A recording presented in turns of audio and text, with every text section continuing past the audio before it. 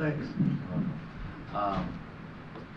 Kawhi is just precautionary holding him out with the knee? Yes, sir. Okay. I think Middleton is out today, so how different is this Bucks team when a scorer of that caliber is out? I mean, obviously they still have Giannis on holiday, but Middleton is a big part of what they want to do.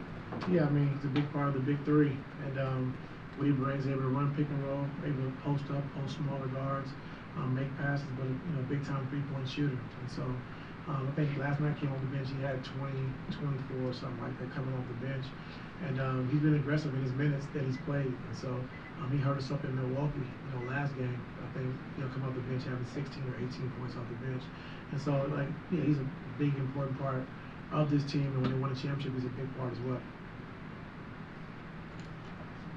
I know it's a lot of moves that were made, 3 guys going out, 3 guys coming in. What can you say about 3 players coming in and perhaps what you'll miss about the 3 players who are no longer here? First of all, with Reggie, just he meant a lot to our team as far as, going the furthest we ever been in organization history, being a starting point guard, and how that year he was in and out, being a starter, not playing, coming off the bench, and then, being a starter in the playoffs, and how he took his game to another level. It helped us accomplish, we wanted to win a championship with Kawhi going out, but making the Western Conference Finals, he was big in that.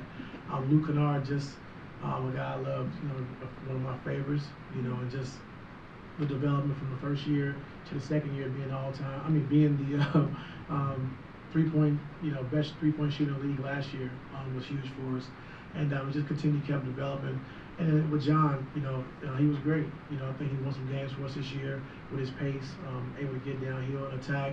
And I don't think, from a standpoint with John, I think it was tough because he didn't get a chance to play with a traditional big, every night. Because his advantage is getting downhill, making passes, hitting the bigs on the roller.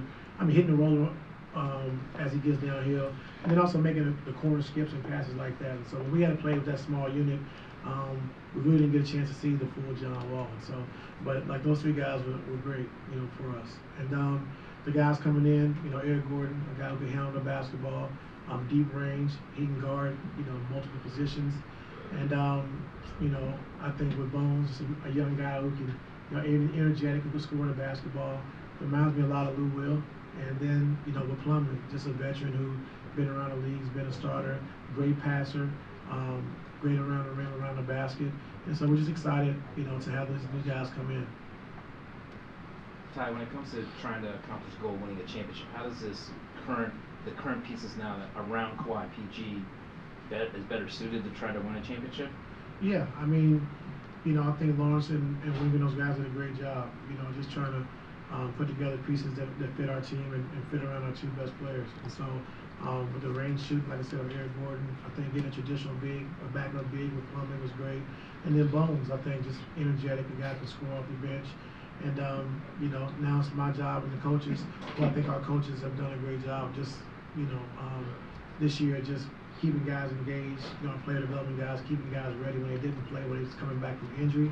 And now it's our job just to put this team together. It's going to take some time, just to figure out rotations, who's going to start, who plays well with who, and what these guys actually bring to our team and fit into our system on both sides of the ball. So I'm excited for that, but it's going to take a little time.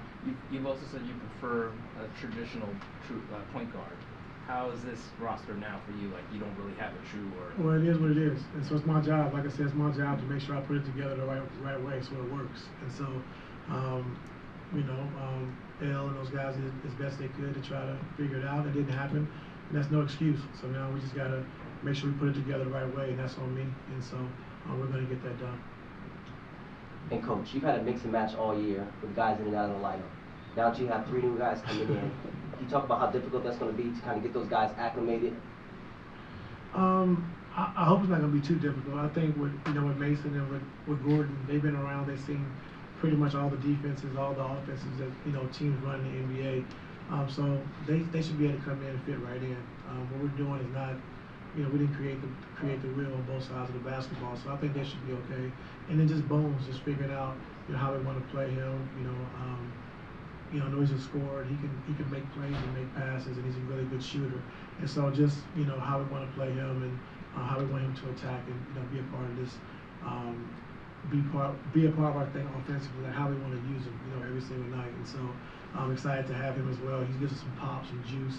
He's fast, can push the pace, and so just excited to have him as well.